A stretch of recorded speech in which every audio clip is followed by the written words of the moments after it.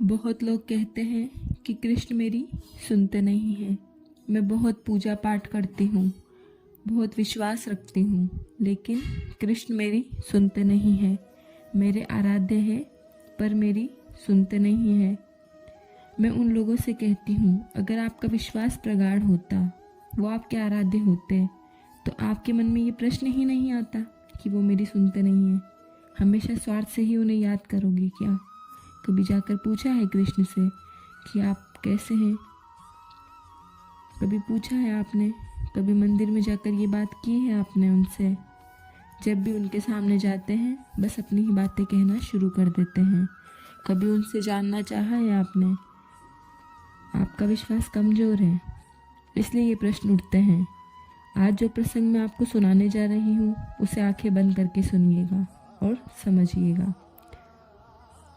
कि कृष्ण आपकी क्यों नहीं सुनते हैं। हरे कृष्ण दोस्तों, भगवान के एक भक्त हुए धन्ना जाट।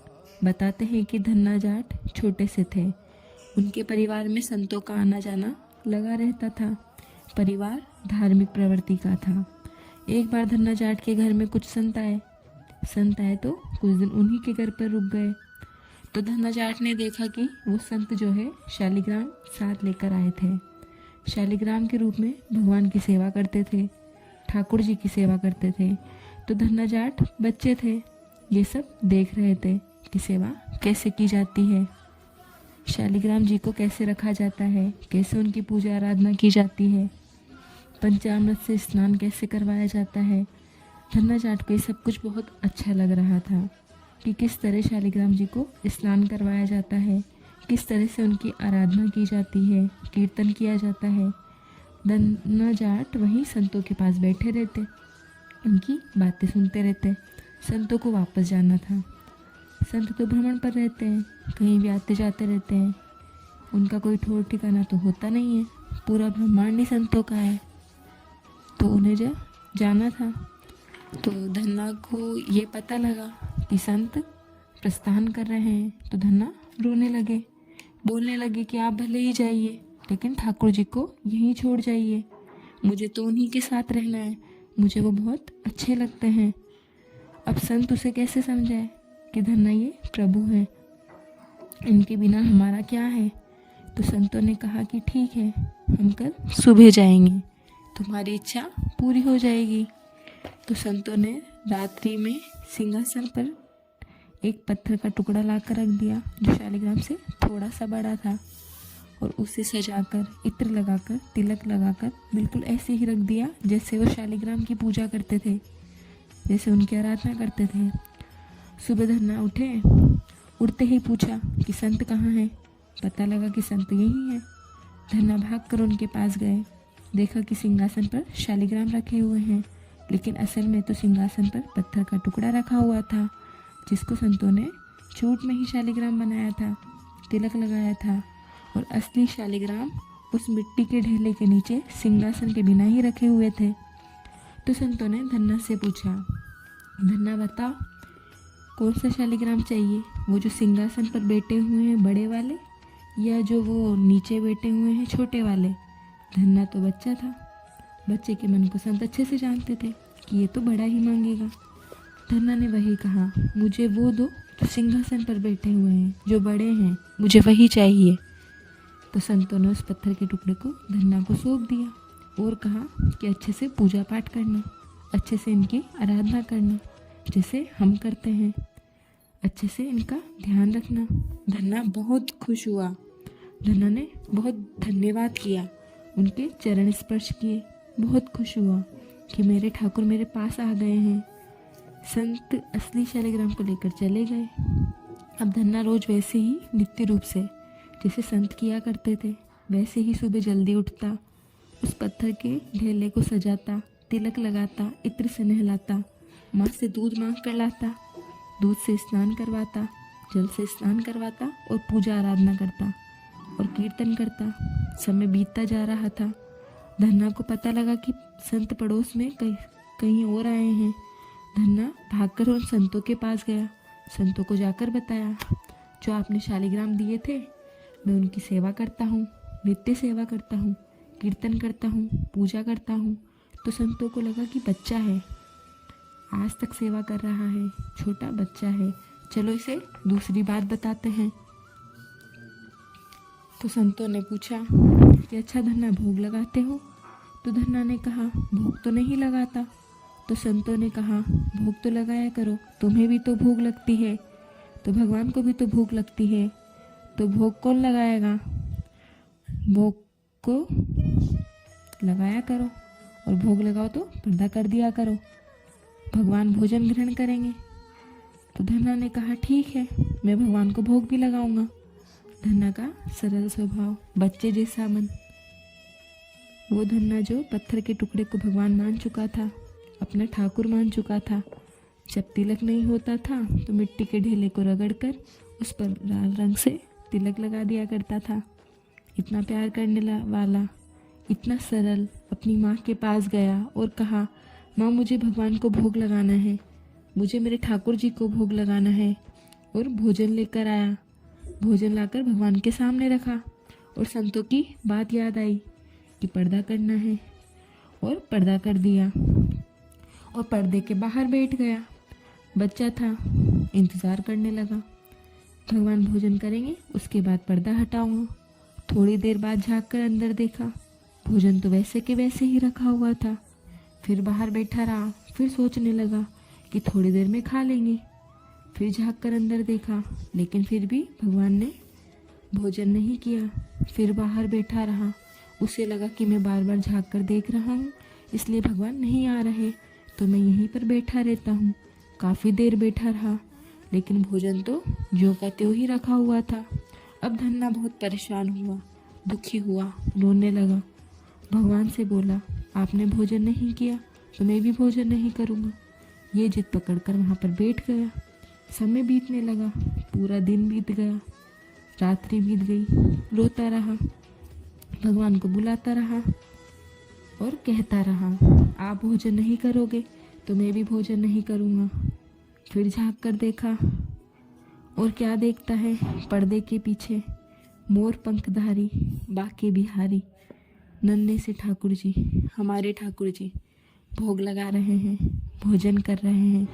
धन्ना अति प्रसन्न हुआ, आंखों में आंसू थे। पहले दुख के आंसू थे, लेकिन अब खुशी के आंसू थे। देख रहा था ठाकुर जी भोग लगा रहे थे, बड़ा खुश हुआ। ठाकुर जी से कहा आ गए आप, मैं कितनी देर से रो रहा था, बुला रहा था, कितनी देर से आए हैं आप, मैं कब से आपको बुला रहा था, इतनी देरी से कोई आता है। भोजन भी ठंडा कर दिया, गरम गरम लाया था माँ से कहकर। ठाकुर जी ने कहा कोई बात नहीं, मुझे तो इसमें भी आनंद आ रहा है।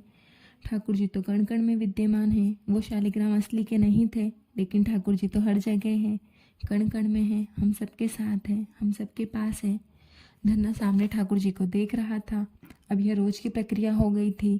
धन्ना भोग लगाता और ठाकुर जी भोग ग्रहण करने आते। धन्ना बड़ा होने लगा था, तो हुआ ऐसे कि धन्ना को गाय चराने जाना होता था, तो धन्ना ठाकुर जी को अपने जेब में डाल लेता और आगे जाकर गांव से बाहर ठाकुर जी को बाहर निकाल लेता और ठाकुर जी से कहता ठाकुर जी अब यहाँ कोई नहीं है, सिर्फ हमारी गैया है, आप भी आ जाओ, प्रकट हो जाओ। बैठते हैं, घूमते हैं, बात करते हैं, गैया चराते हैं। और ठाकुर जी से बहुत ही गहरी दोस्ती थी धन्ना की, अद्भुत प्रेम था धन्ना का। एक दिन हुआ ऐसे कि धन्ना को गाय चराने नहीं जाना था। घर में उसके रिश्तेदार आए थे। धन्ना से ठाकुर जी ने पूछा आज गैया चराने नहीं जाना? तो धन्ना ने कहा आज मेरी बुआ आई है, मुझे यहीं रुकना पड़ेगा। तो ठाकुर जी बोले कि कोई बात नहीं, तू एक काम कर, गैया को और मुझे दोनों को गांव से बाहर छोड़ा, गैया मैं चरा लूँगा। धन्ना गांव से बाहर गया, गैया को लेकर ठाकुर जी को जेब में डाल करके गांव से बाहर पहुंचा। ठाकुर जी को जेब से निकाला और ठाकुर जी से बोला ठाकुर जी प्रकट हो जाओ, यहाँ कोई नहीं है, सिर्फ गैया है। ठाकुर जी प्रकट हुए और ठाकुर जी गैया चराने लगे। अब अक्सर ऐसा होता था, जब भी धन्ना व्यस्त होता ठाकुर जी को गांव से बाहर ले जाता और गैया के साथ छोड़ देता। धन्ना की गैया ठाकुर जी चरा रहे थे। इतना अद्भुत प्रेम था, सरल प्रेम था, सहज प्रेम था। ठाकुर जी से रोज मिलता था धन्ना। 10-11 साल बीत गए। वो संतोष गांव में फिर से आए। धन्ना को पता लगा। धन्ना भागकर संतों के पास गया। धन्ना जाकर संतों से बोला कि आपकी बहुत कृपा है, मैं प्रभु की सेवा करता हूँ, प्रभु मेरे मित्र है, मेरे साथ रहते हैं। तो संतों ने पूछा, कहाँ है तुम्हारे शालिग्राम, कहाँ है तुम्हारे ठाकुर जी, चलो हमें भी दर्शन करवाओ। संतों को लगा कि बच्चा था, बड़ा हो गया है, लेकिन मन बच्चों जैसा है, अब भी वही बातें करता है, चलो देखते हैं कैसी सेवा करता है ये। तो धन्ना ने कहा, अभी नहीं है ठाकुर जी यहाँ, ठाकुर जी तो गैया चराने गए हैं, वो तो गांव के बाहर गए हैं। तो संतों ने कहा कि ठाकुर जी गैया चराने गए हैं? बोले, हाँ ठाकुर जी गैया चराने गए हैं।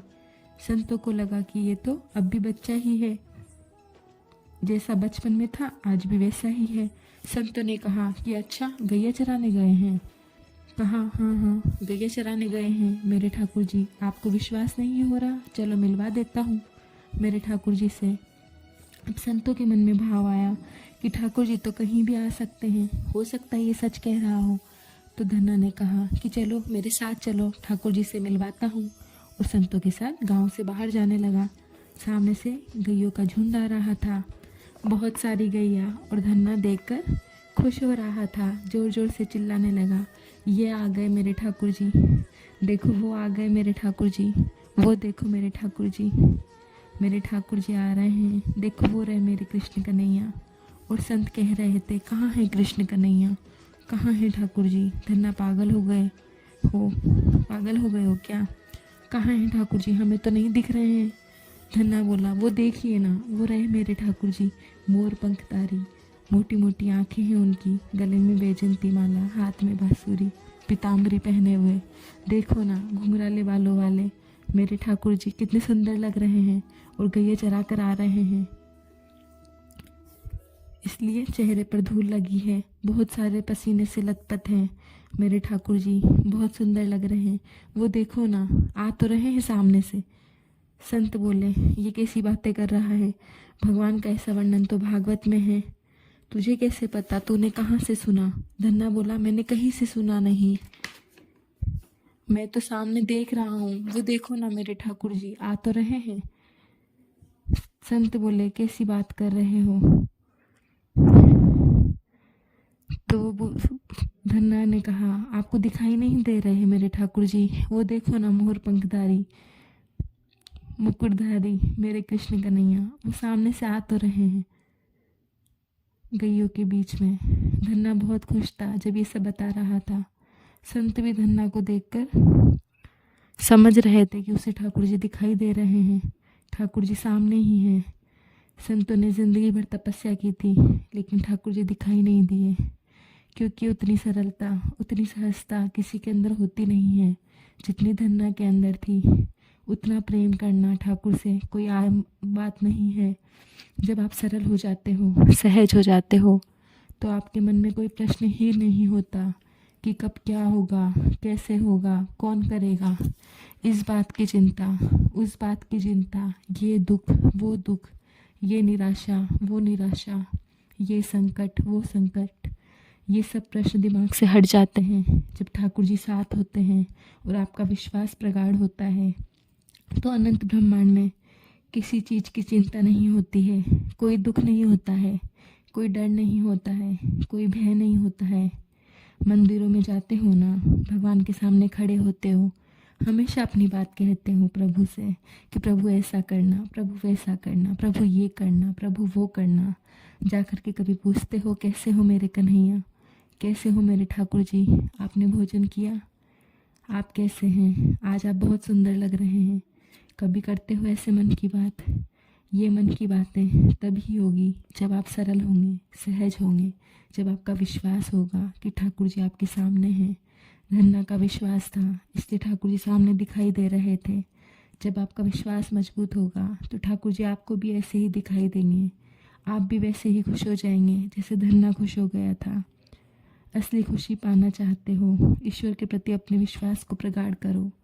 इसलिए हमेशा कहती हूँ, अपने विश्वास को मजबूत रखिए और अपना ख्याल रखिए। हरे कृष्ण।